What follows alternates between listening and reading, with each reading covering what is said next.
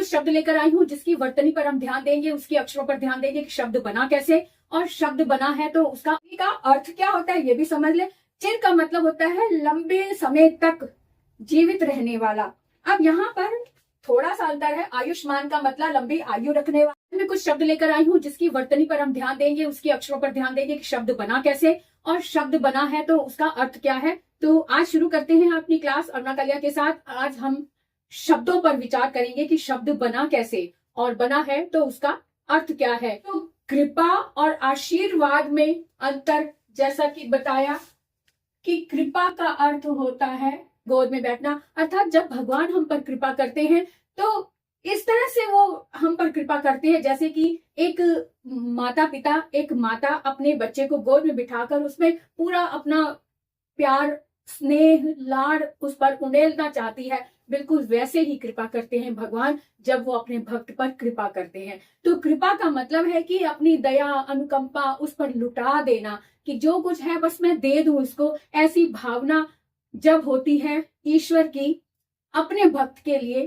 तो वो गोद में बिठाए हुए बालक की भांति वो उस पर अपना पूरा स्नेह, पूरा प्यार लुटाने को होते हैं। तो ये तो हो गई कृपा की बात। अब बात करते हैं कि आशीर्वाद। आशीर्वाद का अर्थ है आशी और वाद। वाद का मतलब होता है बात करना। ये वद धातु से बना है। वाद जो है वद धातु से बना है संस्कृत के, जिसका अर्थ होता है बोलना। और आशी मतलब जो हमारी मनोकामनाएं हैं, जो हमारे सद्विचार हैं, जो हमारी सद्भावनाएं हैं, वो आशी यानी कि एक आशीर्वाद के रूप में वर्षा करने वाली जो हमारी अच्छी भावनाएं हैं वो दूसरे पर उंडेलने वाली चीज आशी। और वाद जो भी अच्छी भावनाएं हैं जब हम बोल कर किसी को देते हैं तो वो आशीर्वाद। और रा कहाँ से आया?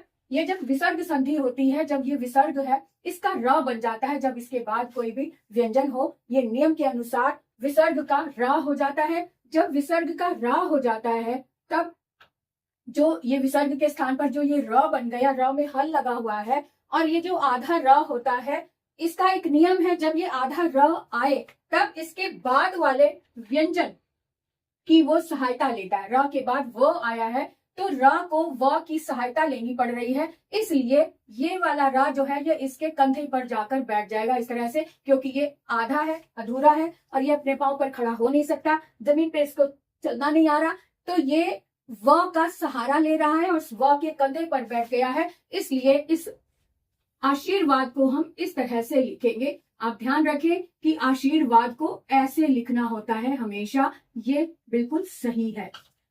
और अगर कुछ लोग इसको इस तरह से भी लिखते हैं आशी और यहाँ पर रा लगा देते हैं तो ये वाला आशीर्वाद गलत है। या अगर हम कहें कि आशीर्वाद, कोई लोग शाह में छोटी की मात्रा भी लगा देते हैं तो वो भी गलत है। अगर रा यहाँ पर लगाया है लेकिन आधी छोटी की मात्रा लगाई है तो ये भी गलत हो गया। अगर हम कहें इसको कि आशीर्वाद, कुछ लोग आशीर्वाद सा लगा देते हैं तो वो भी गलत है। तो इस तरह से ये भी गलत, ये भी गलत, ये भी गलत, ये आशीर्वाद ये सही है। अब आप ध्यान से समझे कि कृपा यानी गोद में बैठना, यानी अपने इष्ट की गोद में बैठना, अपने इष्ट से पूरा प्रेम लेना, उसका स्नेह अपने आप में महसूस करना कृपा का मतलब होता है।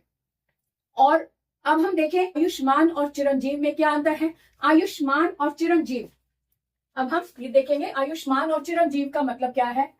तो आयुष्मान भाव और चिरंजीवी भाव दोनों का अर्थ कहने को पर्यायवाची लग रहे हैं, लेकिन थोड़ा थोड़ा अंतर है, वो देख ले कि आयुमान, पहले तो इसे देखें कि ये शब्द बना कैसे।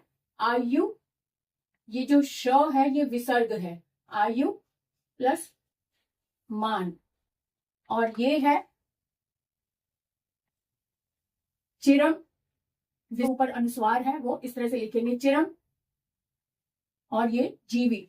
अगर हम इसको अलग अलग लिखेंगे तो चिरम प्लस जीवी लिखेंगे, है ना, और अगर प्लस भी लगा सकते हैं। ओके, तो आयु मान, अभी मैंने बताया था कि विसर्ग संधि में विसर्ग को हटाने के लिए या तो नियम के अनुसार, अलग अलग इसके नियम हैं, नियम के अनुसार इसे कभी तो ये श शलगम वाला लग जाता है विसर्ग के स्थान पर, कभी षटकोण वाला श, ये सब हल वाले होते हैं। षटकोण वाला श लग जाता है, या फिर शलगम वाला, या फिर आधा स लग जाता है विसर्ग को रिमूव करके। अब यहाँ पर आयु और मान, मान का मतलब है आयु, और जिसके पास आयु रखने वाला, जैसे शक्तिमान है तो शक्ति को रखने वाला शक्तिमान, आयु रखने वाला आयुमान, यानी कि जिसकी आयु खूब लंबी हो, दीर्घ आयु वाला आयुष्मान होता है ना। इसको जब हमने संधि की इसकी, तो बना आयुष, ये विसर्ग जो है वो श में बदल गया और ये शब्द बना आयुष्मान।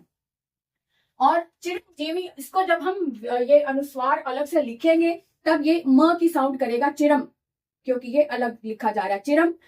जब हम इसको इकट्ठा लिखेंगे तब ये चिरंजीवी न की साउंड आएगी। वो क्यों साउंड आएगी ये देख लो, जब ये इकट्ठा लिखा हुआ है इसको हम पढ़ रहे हैं चिरंजीवी हो, चिरंजीवी भव, लेकिन जब हमने इसको अलग किया तो चिरम म लगा हुआ है, अनुस्वार जो है म ने उसका स्थान ले लिया। अब ध्यान दें कि स्वयं, जैसे अंत में जो अनुस्वार लगा होता है उसकी साउंड म ही होती है ना, स्वयं, चिरम, एवं, म होती है। लेकिन जब ये किसी शब्द के साथ जोड़ा हुआ है तब इस साउंड को हम इसके अनुसार, उसके आगे वाले वर्ण के अनुसार इसकी साउंड को बदल देते हैं। वो कैसे, किस आधार पर? हमने जब स्पर्श व्यंजन सीखा था उसके पंचमाक्षर देखे थे, हर वर्ग के स्पर्श व्यंजन के 5 वर्ग सीखे थे ना, क वर्ग, च वर्ग, ट वर्ग, त वर्ग और प वर्ग। और पांचों ही वर्गों के जो 5वें अक्षर हैं, 5वें जो भी 5वें अक्षर हैं, जैसे क ख ग घ ङ, ये 5वां हो गया है ना, और च छ ज झ ञ हो गया, ट ठ ड ढ ण हो गया, त थ द ध न हो गया, और प फ ब भ म हो गया। ये पांचों वर्ण जो है ये 5वें अक्षर हैं, हर वर्ग का 5वां अक्षर ये एक एक है। तो इसको हम देखेंगे जब हम यहाँ पर, जैसे ये अनुस्वार आया है, अनुस्वार के बाद जो भी वर्ण आया है उसको हम देखेंगे ये कौन से वर्ग से आया है। तो हमने देखा कि च छ ज जो है वो च वर्ग में आता है, तो च वर्ग का 5वां वर्ण ये होता है, ये ञ, च वर्ग का 5वां वर्ण ये होता है, इसलिए चिरंजीवी में ये इसकी साउंड आएगी। अगर हम इसको अनुस्वार ना लगाएं तो इसको हम इस तरह से लिखेंगे, चिरंजीवी भव, अर्थात ये वाली साउंड आएगी, चिरंजीवी भव। क्लियर है? वैसे तो ये अलग हम लिखे, इसके साथ ना जोड़े तो ये चिरम म की साउंड करेगा, लेकिन जब हम शब्द को जोड़कर इकट्ठा करके लिख रहे हैं तब ये चिरंजीवी होगा। और चिरंजीवी का अर्थ क्या होता है ये भी समझ ले। चिर का मतलब होता है लंबे समय तक जीवित रहने वाला। अब यहाँ पर थोड़ा सा अंतर है, आयुष्मान का मतलब लंबी आयु रखने वाला है ना, आयु रखने वाला, और लंबे समय तक जीने वाला, जीवित रहने वाला। जीवित रहने वाला मतलब है कि इनमें थोड़ा सा अंतर ये समझ लो, आयुष्मान जो है वो लंबी आयु तो है लेकिन वो बीमार की हालत में जैसे भी है, लेकिन वो लंबी आयु जिए जा रहा है, स्वस्थ है या नहीं पता नहीं। लेकिन चिरंजीवी का आशीर्वाद जब दिया जाता है तब ये सोच के ये मन में रखा जाता है कि जिस हालात में हो इस समय, यानी कि अगर आप यंग आए हो, युवा हो, तो युवा ही रहो, लंबे समय तक तुम युवा ही रहो, इस तरह से अपने स्वास्थ्य को बनाए रखो, ये इसका अर्थ होता है। और इसका अर्थ होता है लंबी आयु प्राप्त करो, लंबी आयु पाने वाला, लंबी आयु। अब लंबी आयु, बुढ़ापा, कमर झुकी वाला भी लंबी आयु पा सकता है, बीमार भी लंबी आयु पा सकता है, बेड पे लेटा हुआ जीवित है लेकिन लंबी आयु है। तो यहाँ पर ये थोड़ा सा अंतर है, आयुष्मान किसी को आशीर्वाद देने के बजाय ये देना चाहिए चिरंजीवी हो, अर्थात आप जितना भी जियो, जीवित रहो और साथ में स्वास्थ्य को बरकरार रखो, स्वस्थ रहो। चिरंजीवी मतलब जीवित रहो लेकिन सभी गुणों के साथ, अपनी हेल्थ के साथ जीवित रहो। यहाँ पर चिरंजीवी ये अर्थ बनता है। तो आपको समझ में आ गया कि आयुष्मान और चिरंजीवी है तो एक दूसरे के पर्यायवाची में आ रहे हैं, दिख रहा है, लेकिन फिर भी थोड़ा सा अंतर है। आयुष्मान आयु, लंबी आयु वाला बनो, यहाँ पे चिरंजीवी रहो, चिरकाल तक जीवित रहो, एज इट इज, जिस अवस्था में इस समय हो, एक्टिव हो, फुर्तीले हो, सारे आपके स्वस्थ हो, सारा शरीर स्वस्थ है, अच्छे से दिमाग भी काम कर रहा है, तो ऐसी ही चिरंजीवी रहो। तो आपने देखा होगा जब रामचंद्र जी वनवास जा रहे थे तब उनको रास्ते में जिन्होंने भी आशीर्वाद दिया उन्होंने चिरंजीवी होने का आशीर्वाद दिया। चिरंजीवी रहो, चिरंजीवी रहो अर्थात कि जैसे हो इसी अवस्था में, यानी कि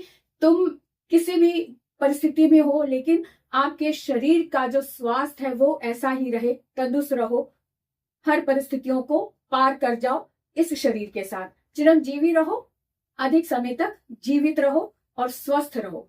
और आशीर्वाद का मतलब जब हम अच्छी चीजें बोलकर हम किसी को देते हैं, कोई हमारे आगे झुका है, आशीष किसी ने झुकाया है, तो उसके ऊपर सर पर हमारा हाथ ऑटोमेटिकली आ जाता है और हम आशीर्वाद मतलब अच्छी शुभकामनाएं उसे देने लग जाते हैं, जैसे आयुष्मान भव, चिरंजीवी भव, इस तरह से हम बोलने लग जाते हैं। जब हम बोल कर दे रहे हैं तो वो आशीर्वाद हो गया। तो इस तरह से एक चीज होती है आशीष और अनुग्रह। आशीष का मतलब है कि जब हम अनुग्रह करना, अनुग्रह का मतलब होता है कृपा करना। जब कोई हमारे आगे सिर झुकाता है या हमारी रिस्पेक्ट करता है तो हमारी अनुग्रह, हमारी कृपा उसे ऑटोमेटिकली प्राप्त हो जाती है, हमारे दिल से निकली हुई दुआएं उसे प्राप्त हो जाती है, हमारा स्नेह उसे प्राप्त हो जाता है।